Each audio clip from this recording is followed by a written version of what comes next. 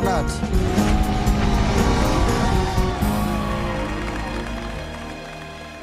All right. Hey, for everyone who doesn't know, Donald Trump Jr. has a podcast. It's called Triggered. And he put out his first episode, I believe, and he interviewed his father.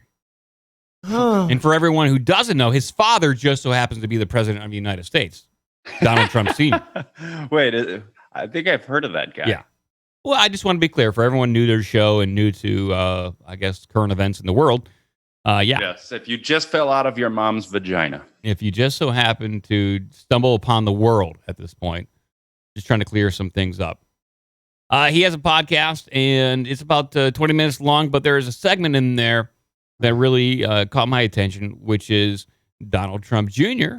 asked his father about aliens and Roswell. And I found this to be relatively fascinating. We'll talk about this right now. I'll bring it up on screen.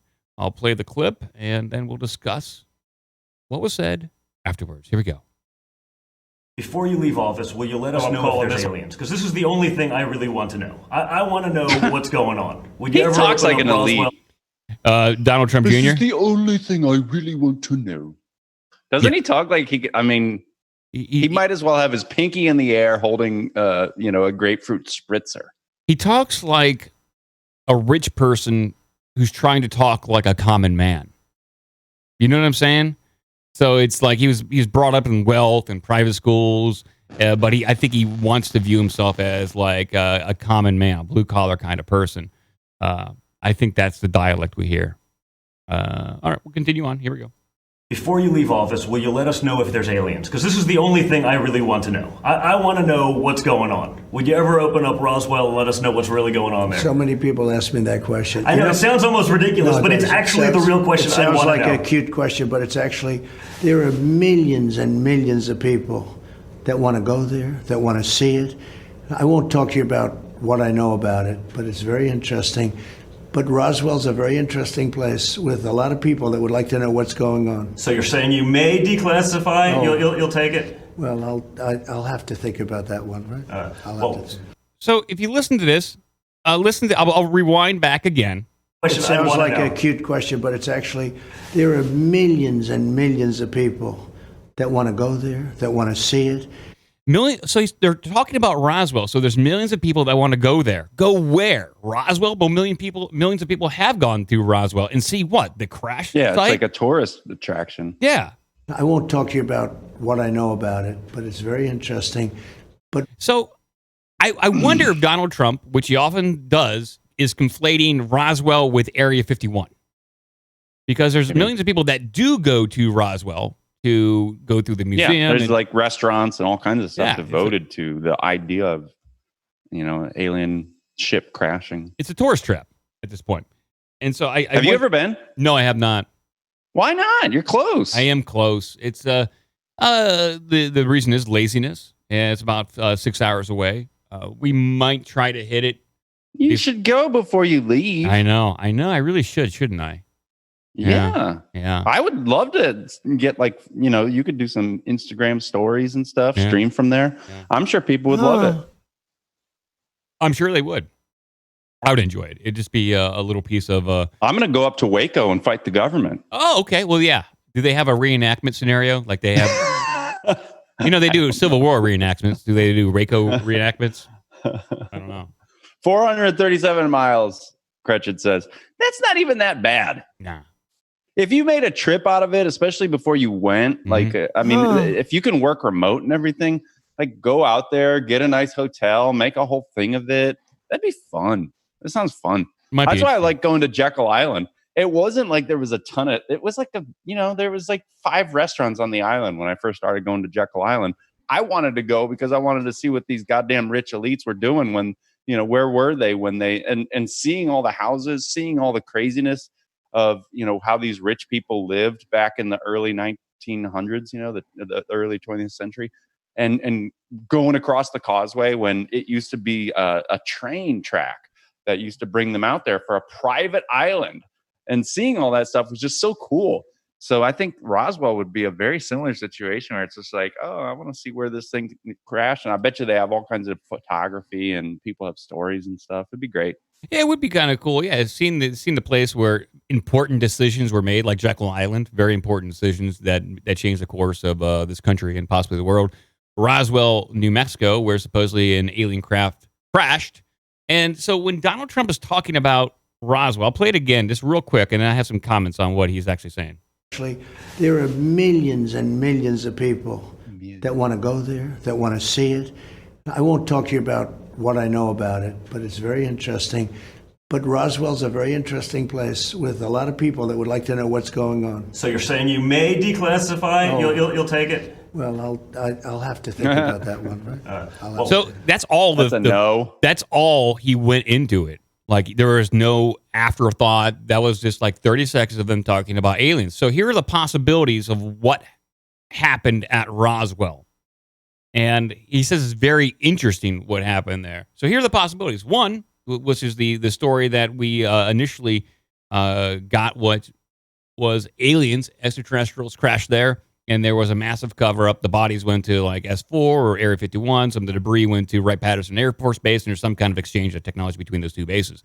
Number two scenario is that it was a super secret piece of technology that was created and deployed by Stalin, and Stalin was breaching our airspace, and the creatures on board were some sort of biological created entity, and that they covered it up because an invasion of U.S. airspace by Stalin would have, sparked a whole new set of problems. Number three, it was the Third Reich. It was leftovers from the Nazi regime, and that what crashed there was Nazi UFO technology, and they covered it up because holy shit! I mean, we just fought the World War II, and we would have to explain to the American people in the world that there are still Nazis out there with this technology that could invade our airspace whenever they want. So they covered it up. I don't think there's any problem convincing, the gullible that Nazis are still out there. Well, after Operation, I think you might even be one, Mike. You don't know. Yeah, maybe. Any day of the week, you could be a Nazi. It's unclear. It is very unclear at this point. Number four is that it was Project Mogul, which was the last explanation by the U.S. government of what was going on at Roswell. High altitude balloons testing weird disc with crash test dummies, and people just misremembered it.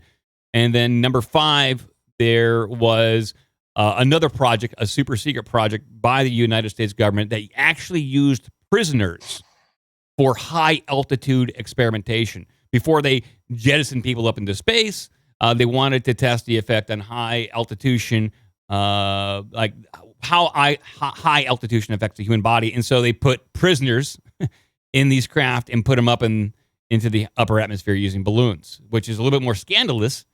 But I could see the United States government doing that after Project Paperclip. You bring over all these Nazi scientists, and you bring over the Nazi scientists. You experiment on syphilis patients, and don't cure them, and that was the Tuskegee experiment. And then they've got the MK Ultra where they're dosing people unwillingly, like they during Prohibition, killing over tens of thousands of people when they poisoned alcohol because it was illegal. So let's just poison it so that it kills people, and then they'll learn their lesson. So they don't care about. You think they got better? You think their moral compass got any more attuned?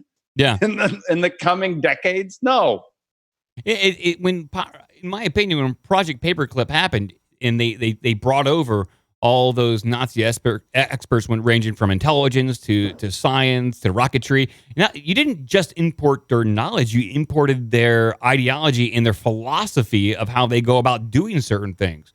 And so I think it's completely within the realm of possibilities. Like, oh yeah, if we want to get to space and beat the Russians there, we have to do what the Nazis did in order to do that. And that includes experimenting on humans. So I think that's definitely within the realm of possibility there. Trump says is very interesting. What he knows about Roswell is very interesting. People want to call in already. Oh, tough shit, buckaroo. He has green skin. Yeah, I know they want. We'll open up the phone lines here in a little bit, but I just wanted to bring that up. It's Dom the Bomb, who I don't think we've heard from in a while. Yeah, we've Dom the Bomb. Okay, I mean, I know people want to call in. We'll open up the phone lines here in a little bit. I want to get through some stories here, and then we'll open up the phone lines. I know people want a lot of different things. I want cookies. Can't have them all the time, but we'll get to it. We'll open up the phone lines here in a little bit. But that's it on the Trump and Roswell thing. I don't think there's going to be any declassification concerning Roswell anytime soon. I think he's. I don't think Trump is read in to the UFO UAP stuff. Maybe at a very high level that there's weird stuff going on, and obviously they'd tell him something about the USS Nimitz and what the Navy pilots encountered. I don't think he knows too much. It's way beyond. Mike, go back and run the first part of that clip. I want to hear how the question was actually posed to him. Sure. Before you leave office, will you let us know if there's aliens? Because this is the only thing I really want to know. I want to know what's going on. Would you ever open up Roswell and let us know what's really going on there? So many people ask me that question. I know, it sounds almost ridiculous, but it's actually the real question I want to know. It sounds like a cute question, but it's actually, there are millions and millions of people that want to go there, that want to see it. I won't talk to you about what I know about it, but it's very interesting. But Roswell's a very interesting place with a lot of people that would like to know what's going on. So you're saying you may declassify? Oh. You'll take it? Well, I'll have to think about that one, right? I'll have to think. So he said he wants to know about aliens. He says the word aliens, and then Donald Trump Jr. says he screws up and says Roswell instead of Area 51. But Trump Sr. takes that immediately, understands he said Roswell, and goes straight to talking about Area 51. I think you're which right. Makes me wonder if there is a, like you said, there's general conflation of the term, but that's where his brain went. He understood that somebody said the wrong word, because if someone asks you that question, will you open up Roswell? The reaction would be the same as you had. Well, Roswell is just a town in New Mexico. You can go there right now if you want. But what he means is, will you open up Area 51? And because of that conflation, they're saying aliens, Roswell, and their brains both go to Area 51, which says to me that, yeah, he knows about something that, the whatever stuff they took from there is at Area 51, et cetera, et cetera. So he's, whether or not he's read in or not, I think but that's where both their brains went immediately. So Exactly. I think you nailed it. That's what I'm thinking. They just misspoke. Donald Trump Jr. misspoke, but Trump probably got the questions beforehand, and they probably ran those questions past one of his handlers, I'm assuming. So, oh, I don't know. Does he talk to his son? Sounds like he had an interview. So yeah. All right, well, let's move on to some other stories here. No, come on. Welcome to Flavor Town.